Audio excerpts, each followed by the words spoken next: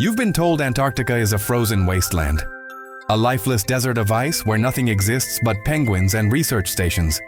You've been told it's protected for science, for the environment, for the future of humanity. But here's what they don't tell you. 54 countries signed a treaty in 1959 that makes it nearly impossible for you to go there. Not difficult, impossible.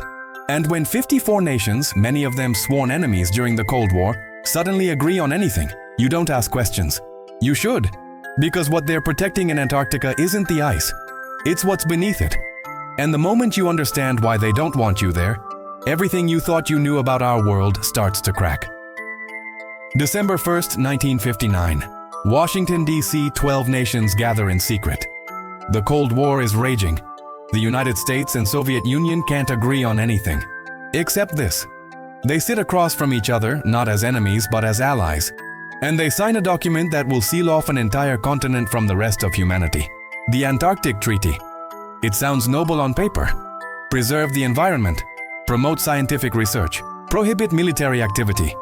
But read between the lines and you'll find something else. Article 4 states that no new territorial claims can be made.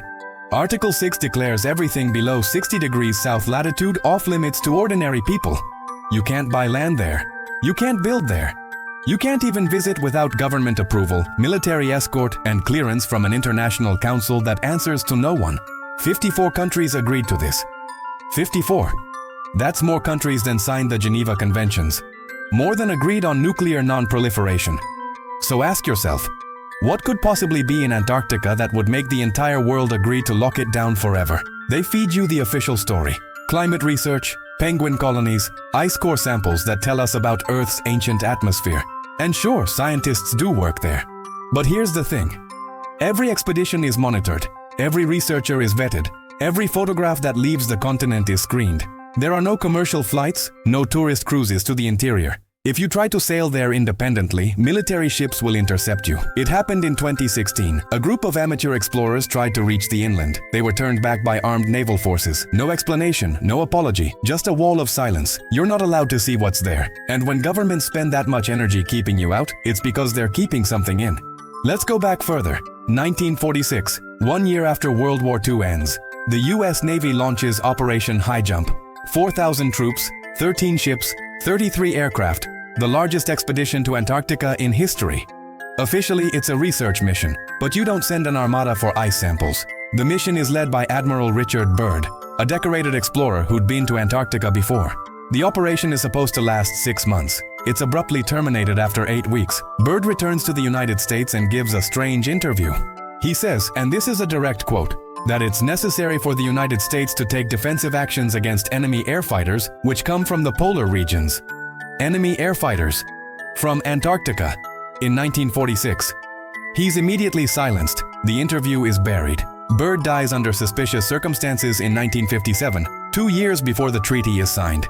And just like that, the only man who tried to tell the world what he saw is gone. Then there's the Nazi connection.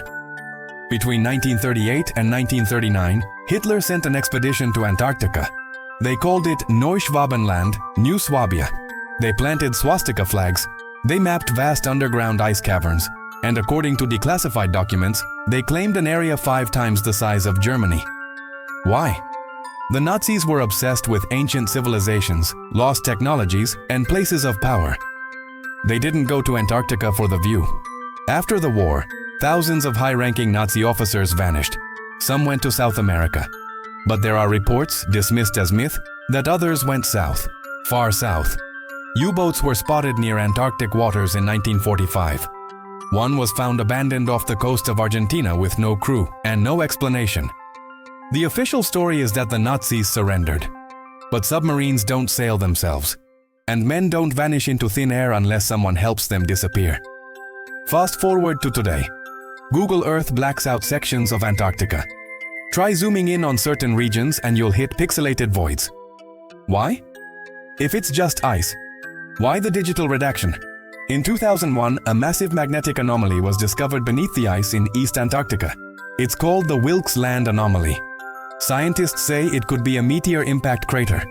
But the magnetic readings don't match any known meteor. The structure is too symmetrical, too deliberate. It's twice the size of the crater that killed the dinosaurs. But no one talks about it. No excavation, no investigation, just silence. Then there's Lake Vostok, a subglacial lake buried under 2 miles of ice. In 2012, Russian scientists drilled into it and found something. They stopped the mission immediately. Reports claim they discovered microbial life, but whispers from inside the research team say they found structures, ancient structures. The lake is the size of Lake Ontario and has been sealed for millions of years. If something built something down there, it predates human civilization by eons. And here's where it gets darker. The media doesn't report on Antarctica unless it's about climate change. Every few years, a headline: ice is melting, sea levels rising, penguins dying. It's designed to make you look away, to make the continent feel irrelevant, distant, not worth your attention. Meanwhile, private military contractors have been hired to guard research stations. Lockheed Martin, Raytheon, corporations that build weapons, not weather stations. Why do you need defense contractors in a demilitarized zone? The treaty says no military. But private armies aren't military. It's a loophole. And they're using it. Satellite images show construction. Massive facilities that don't appear on any map. Runway extensions that could land cargo planes the size of football fields. You don't build that kind of infrastructure for ice research. You build it when you're moving something. Or hiding something. Then there are the testimonies. Whistleblowers who worked on Antarctic projects and came forward, only to be discredited, threatened, or erased. A former Navy engineer claimed he saw entrance shafts leading miles beneath the ice. He said they were perfect cylinders, machined with precision that shouldn't exist. He disappeared 3 months after going public. A climatologist reported finding vegetation, actual plant life, in a region that should be frozen solid year-round. Her findings were seized, her career destroyed. These aren't conspiracy theorists. These are trained scientists, military personnel, people with clearances and credentials. And when they speak, they're silenced. That's not skepticism, that's suppression. So what are they hiding? Some say it's ancient ruins, evidence of a pre-human civilization that contradicts everything we've been taught about history. Others say it's a Nazi base that never fell, powered by technology we still don't understand. Some believe it's extraterrestrial, a crash site, a facility, a portal. And then there are those who think it's all of the above. That Antarctica is a convergence point. A place where the past, the forbidden, and the impossible collide. And the treaty isn't about protecting the ice. It's about protecting the secret. Because once you let people in, once you let them see, you can't control the narrative anymore. You can't tell them what to think. And control is what they need most. Here's what you need to understand. The world doesn't lock down an entire continent for no reason. 54 countries don't agree to keep you out unless keeping you out serves them. And every year that treaty gets renewed, extended, reinforced. No debate, no opposition, just consensus. The kind of consensus that only happens when everyone has something to lose, or something to hide. The ice is melting now, faster than they predicted. And as it melts, things are being revealed. Structures, shapes, anomalies that don't belong. You won't see them on the news. You won't read about them in journals. But the people who know are watching. And they're worried. Because once the ice is gone, the secret comes out.